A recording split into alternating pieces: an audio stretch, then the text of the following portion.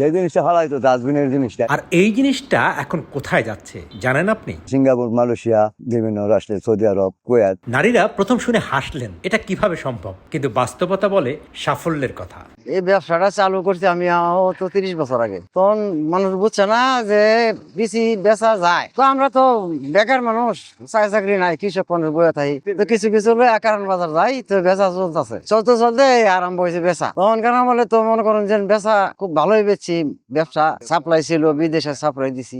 শুরু তো মানুষ বিশ্বাস করতো না, এই যে পাউডার দিয়ে দেয়, এটা পরিষ্কার করে, এটা শুধু বাংলাদেশে না, এটা আমরা বিদেশে বাহিরের রাষ্ট্রের দিকে আমরা চালান করি। সপ্তাহে আমরা 5 টন 6 টন এটা ঢাকায় দেই, বাহিরে দেই, বিভিন্ন জায়গায় এটা সাপ্লাই করা হয়। এটা মনে করেন একদিন বৈশা রয়েছি, পরে সবাই চিন্তা করলাম তাহলে বৈশা যখন হচ্ছে এটা যখন ফালাই দেয়, তাহলে আমরা চল এলাকাতে কিনাই না দেই, এটা কি কিছু করুন না কিনা। পরে একদিন উদ্যোগ নিলাম, পরে আমরা গ্রামে যাওয়ার পরে মহিলারা আসা যাবে, এটা নিয়ে কি করবেন যে আমরা দেখি। পরে আমরা এই যেমন কেনাকাটা শুরু করলাম, এই এখান থেকে ব্যবসা শুরু হয়ে গেল।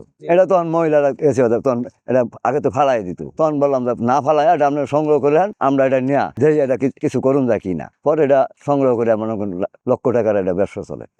এটা ধোয়ার কারণ হলো পরিষ্কার, যেন ময়লাটা যাতে না থাকে, এটা পরিষ্কার বলে পছন্দ করে যা না, স্বাদের কোনো পরিবর্তন না, স্বাদ এটা ঠিকই থাকে। শুধু ময়লাটা পরিষ্কার করার জন্য পাউডার দিয়ে আমরা পরিষ্কার করি, স্বাদ যায় না। কারণ বাজার দিই, ঢাকা দিই, তারপর টঙ্গি দেই, বিভিন্ন আড়তের থেকে, তখন এটা বাইরের মাধ্যমে এটা কোম্পানির মধ্যে দিলে কোম্পানিতে বাইরে যায়।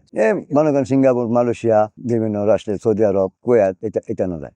আমরা তো জ্ঞান কিনে আনি, কিন্তু হেন 20 টাকা 30 টাকা চাহিদা মোটামুটি আল্লাহ দিলে আলহামদুলিল্লাহ অনেক আগের চেয়ে অনেক চাহিদা ভালো আছে। লাভ থাকে মনে করেন কেজিতে 5 টাকা 6 টাকা থাকে। এটা যেমন মনে করেন তিরপালটা নাইয়া আমরা একটা ব্যবস্থা করি যাতে না ফসে, সেই ব্যবস্থাটা করে রাখি, যাতে সংগ্রহ করে যাতে সুন্দর হয়।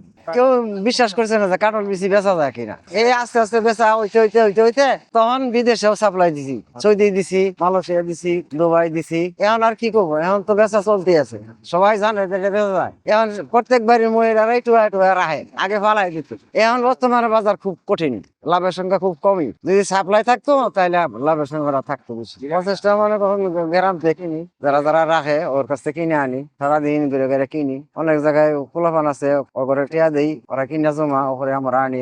জায়গায় টিয়া দিই, পোলাপান বাংটি টিয়া দেই, ওরা গ্রাম থেকে কিনা জমা, পরে আমরা আনি। একানো যারা করে ওই যে খলাই বস্তা ভরি কারণ বাজার নিয়ে যাই। পরিশ্রমের ব্যবসা তো এটা, অনেক পরিশ্রম হইলেও নিজেরা করা লাগে। নাঙ্গর তো কোনো কিছু করার নাই, পরিষ্কার করাইলেও কঠিন কাম। পাটা চিরা পচা এগুলি বাচ্চা ফলান লাগে, দোয়া লাগে, পাউডার দিয়ে খলান লাগে, খলায় সুগার লাগে, তারপরে বড় লাগে, এরপরে বাজার চাপ। নতুন যারা করতে চায় তারা তো মনে করেন আয়া দেহে আমরা কি করতেছি, দেখে শিখে। ব্যবসা যেভাবে চলতেছে, যতদিন কাঁঠাল থাকে এতদিন এভাবেই চলবে। তবে চলবে যদি সরকার সাপ্লাইয়ের ব্যবস্থা করে দিতে পারে, তাইলে মনে করেন আমরা এটা উপকৃত হব।